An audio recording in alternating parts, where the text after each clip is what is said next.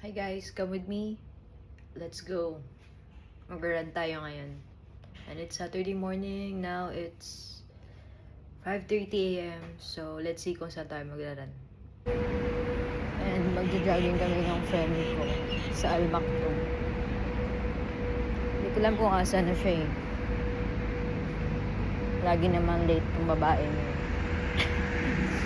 Anyway, let's go. Let's just have mental therapy. Therapeutic kasi sa akin pag nagja-jogging ako. Jogging kami ngayon dito sa Al Maktoum. We'll see hanggang saan yung kaya ko maran. Kasi right now, hindi na ganun kadali yung breathing ko. Siyempre, tumatanda na tayo. We'll see. Gusto ko mag-run ako lang. Walang stop. Alam niyo ba, one thing I like about run, it reduces my stress. And it helps me, my mental health.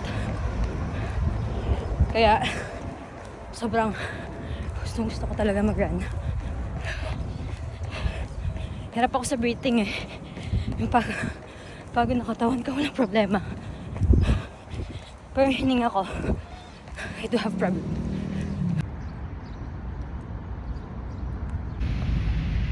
This is how my Saturday works. I bought hash brown and onion rings from Riva. And right now, I'm done running. Sobrang init na dito sa Dubai. Na ngayon. Nakatapos na namin mag-jogging. Kumain kami sa McDo. Then mamaya, samahan niyo naman ako, magpa-part-time ako mamaya. Because today is Saturday. You know, sometimes I'm off today. I wanted to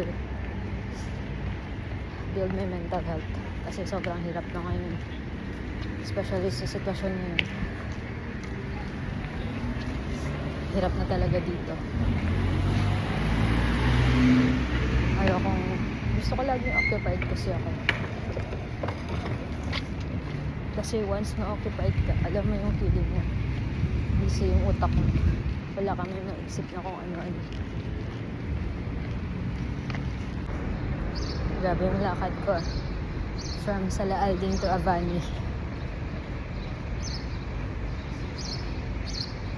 which is okay naman. Alam mo, minsan kailangan mo rin ng may makakausap during your off day. Like ibang tao naman, hindi yung mga tao na kasama mo sa bahay lagi. Siyempre, it's refreshing talaga pag may kinakausap yung ibang tao.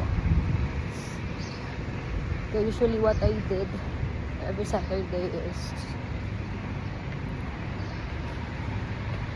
nag-run talaga ako.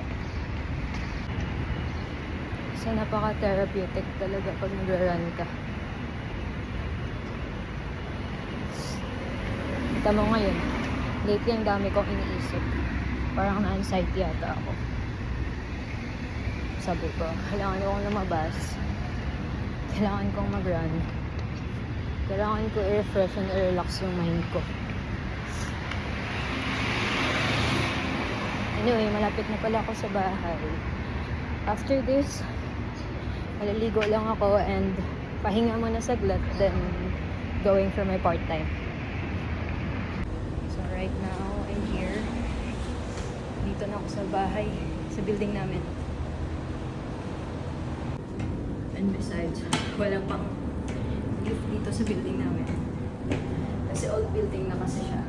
Nasa second floor pa tayo.